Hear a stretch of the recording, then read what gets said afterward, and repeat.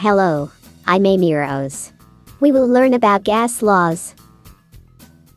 In this topic, we will learn Boyles Law, Charles's Law, Gay-Lussac's Law, Avogadro's Law, and ideal gas laws, in accordance with their scientists. At the final part, we'll discuss with Miles Tails per hour. Let's start with Boyles' Law.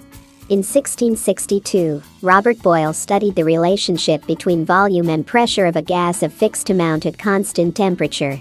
It states that the volume of a given mass of a gas is inversely related to pressure when the temperature is constant. We can now represent the concept of this formula. Volume is inversely proportional to pressure, or pressure is inversely proportional to volume.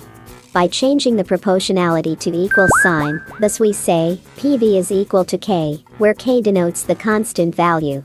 We therefore say, P1V1 equal to P2V2, with a constant temperature. Next, the Charles's Law.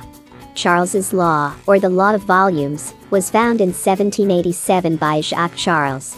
It states that, for a given mass of an ideal gas at constant pressure, the volume is directly proportional to its absolute temperature, assuming in a closed system. In accordance with the formula, volume is directly proportional to temperature. Then V by T is equal to K, again, is a constant. Then we write V1 by T1 equal to V2 by T2, with a constant pressure. Next, the Gay-Lussac's Law. Gay-Lussac's Law, or the pressure law, was found by Joseph Louis Gay-Lussac in 1808.